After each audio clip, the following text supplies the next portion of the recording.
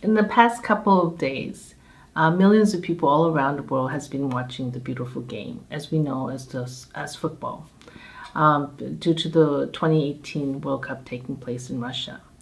What many don't know is that thousands of workers built the stadiums, and 21 workers were killed in the construction of these stadiums.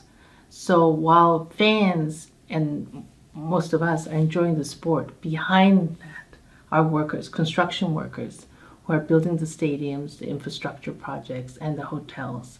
And many people don't realize the working conditions of these construction workers.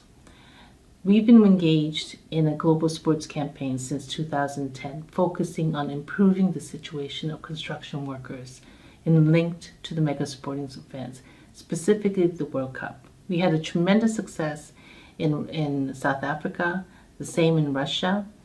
Now we're aiming to increase our campaign in Qatar, as it will host the 2022 World Cup. The uniqueness about Qatar is that 99% of the workforce are migrant workers, mainly from Asia, but we see increasing number from Africa as well as Eastern Europe. So the focus of our campaign is also improving the rights of migrant workers. Many workers work in very difficult conditions, but because of the work that we have been able to do with a number of stakeholders, the situation of workers, particularly in the stadiums, have improved. And this has a lot to do with the agreement that we signed with the Supreme Committee in Libyan Legacy, where we are conducting joint inspections. Through the joint inspections, we have access to talk to workers about their working conditions as well as their concerns.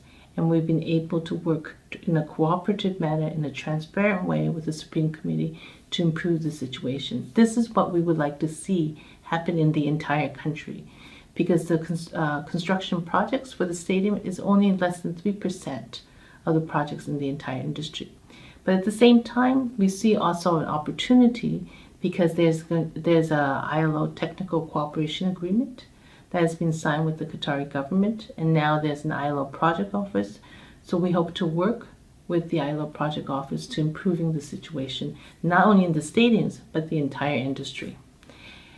And it is our hope that what we do in Qatar will not just be in Qatar, but it'll be for the entire region.